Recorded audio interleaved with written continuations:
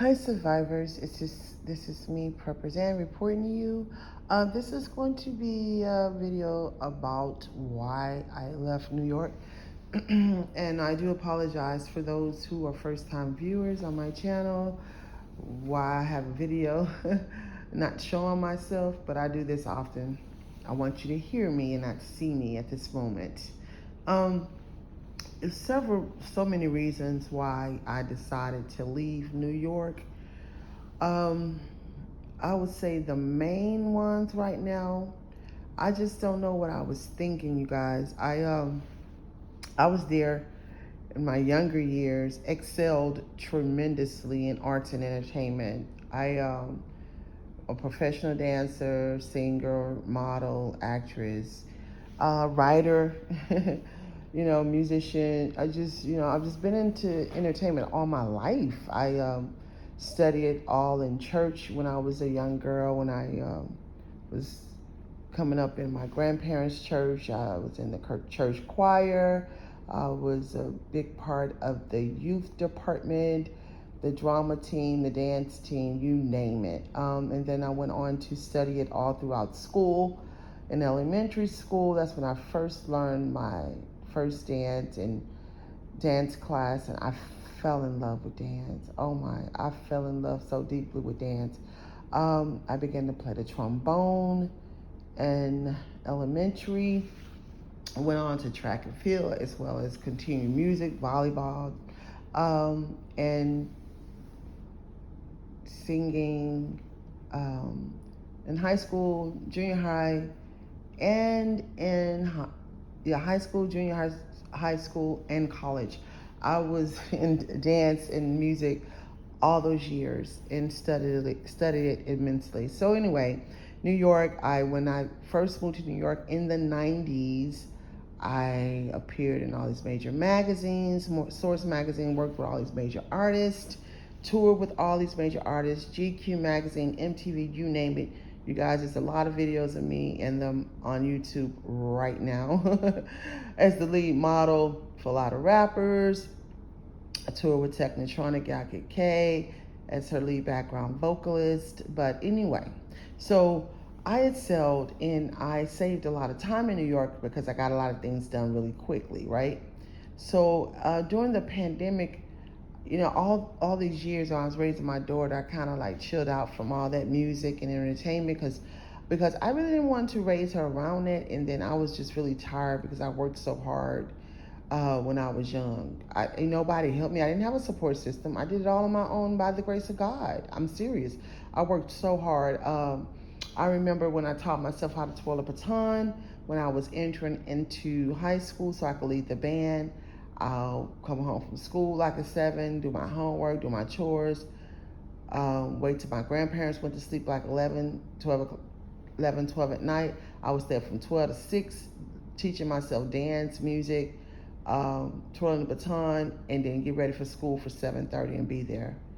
I did that for a long time. But anyway, got to New York, started doing a lot of major things. And so when I raised my daughter in Texas, here in Texas, I was still recording music. I was still writing music, of course. It never leaves you. Wasn't doing productions like that. I'll go to Austin and appear as an extra in a couple of TV shows and this, that, and other. But it was nothing on the level of what I done and I experienced and accomplished in New York City.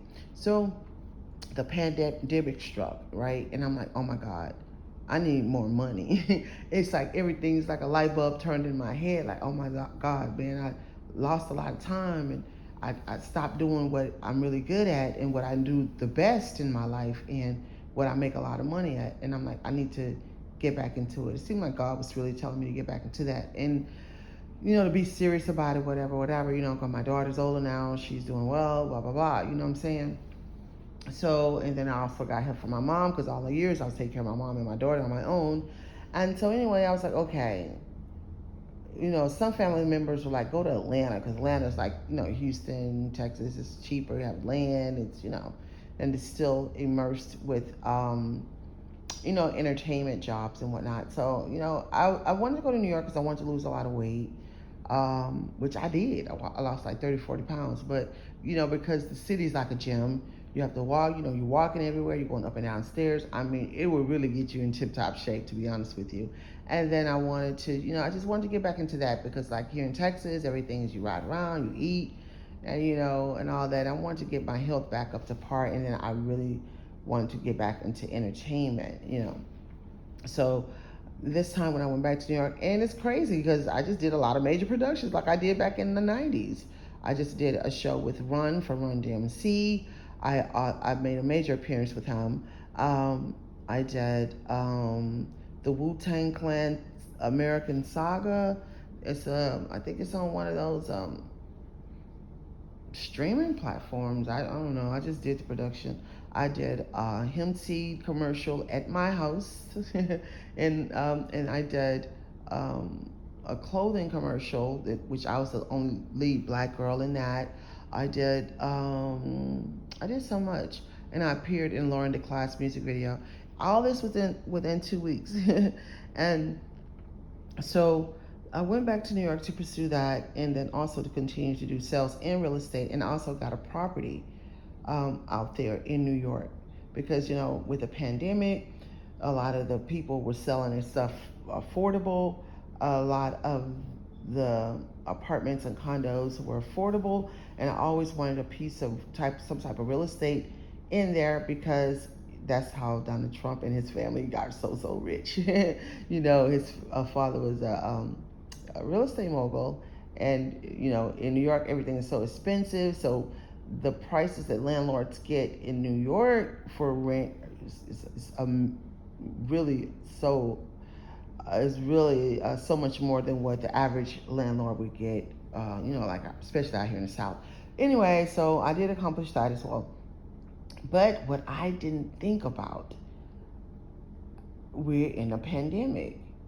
What I didn't think about, times have changed.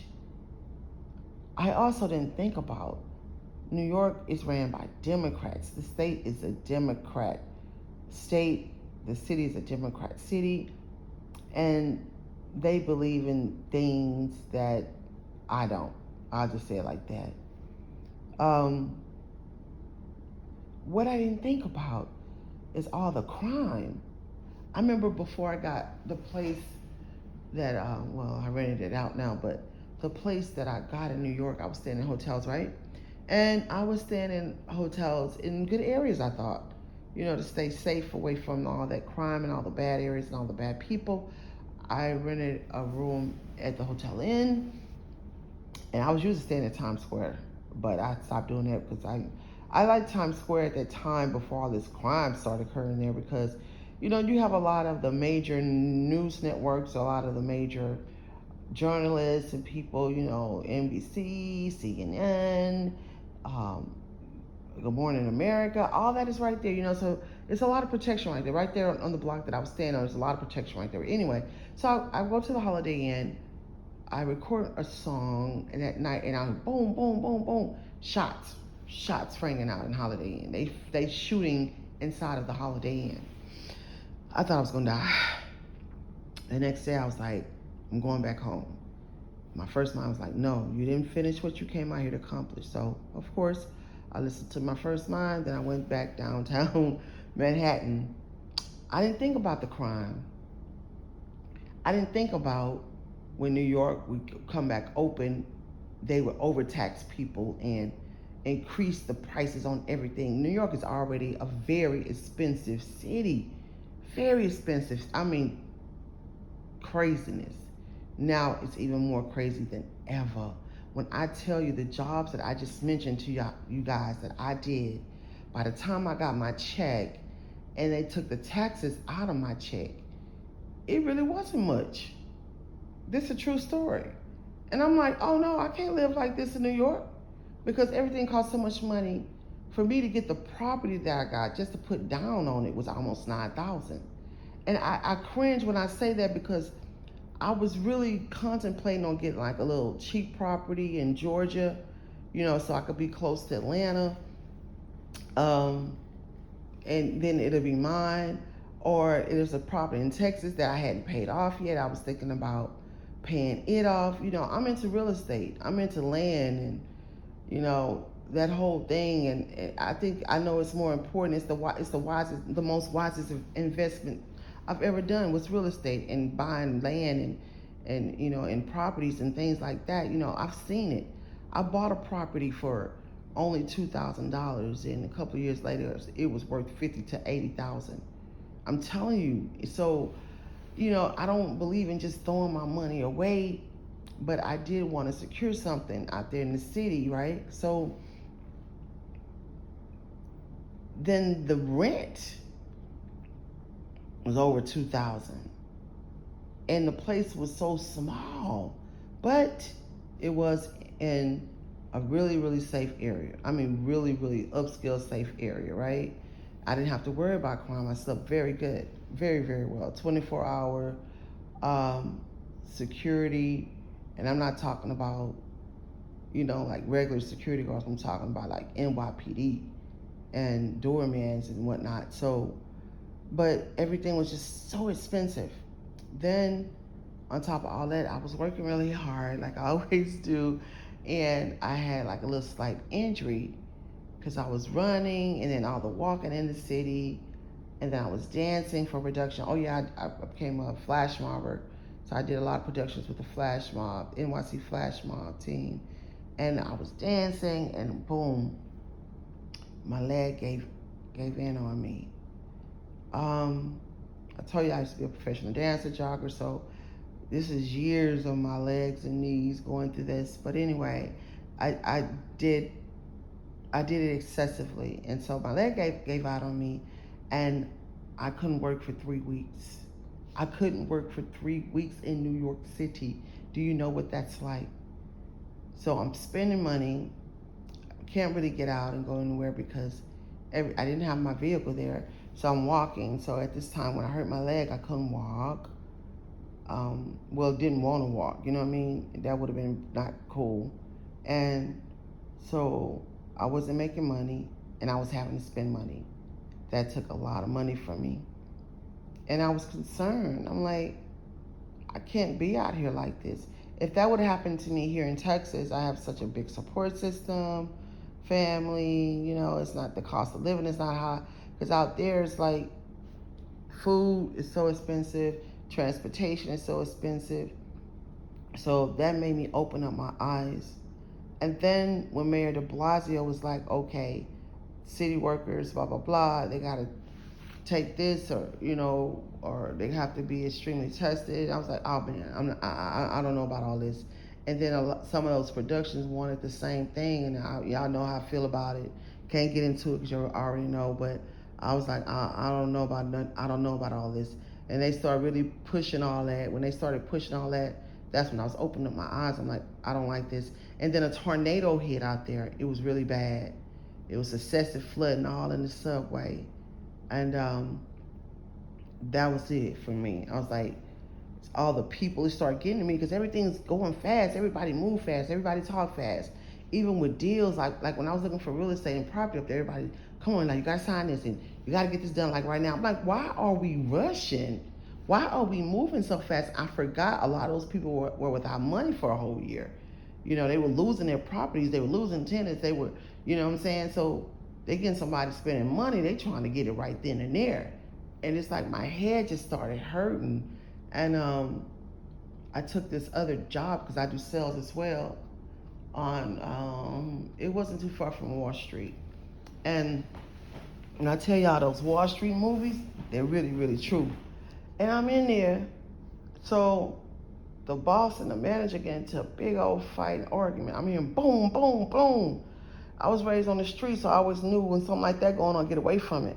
Because first they started arguing. So when they started arguing, I'm like, oh no, I don't want to be around this, because arguing, it escalates to violence with most people. And I grew up on the street, so I know what that is, And I'm like, man, this is not good. This is unprofessional.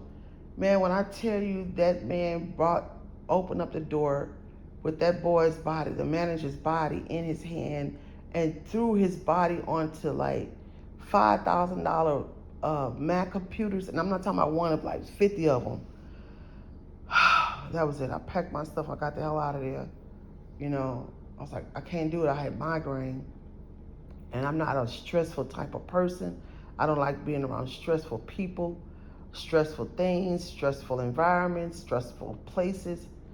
And I hadn't gone back. And then it was an emergency situation that occurred out here in Texas with a loved one. I couldn't get right to them, and it was something terrible that was going on around them, and I couldn't get right to them. And trying to get a flight out of there at the last minute was a lot of money. And so it's just a lot. I love New York City, but I'm not that same person from back in the day. Now we have computers and stuff like that. I could do a lot of these things from where I am remotely. I have Austin down the street. I still have here. We don't have a lot of productions going on here, you know what I'm saying? But we have a lot of very successful independent artists here. And I will and I can do the same. I didn't like the excessive spending. I wasn't eating the same way that I was eating here. I wasn't eating like junk food or nothing, because I don't like to eat junk food, but the way I eat here is like, it's affordable. In New York, I invested so much money into the property and the real estate till it's like I wasn't eating the way I usually eat. It's frequently. Matter of fact, I stopped eating. And then the water, like y'all know, I don't like sink water. I don't even cook with it. I don't brush my teeth in it, none of that stuff. You know what I mean? And I found myself having to, drink the public water out there. I was like, I can't do this anymore. Not saying that I won't be going back to New York to work, because I will. But right now I'm like, I just want to stay out the city. Then I had a lot of you viewers that was expressing concerns about me being in that city. Then something was to go down.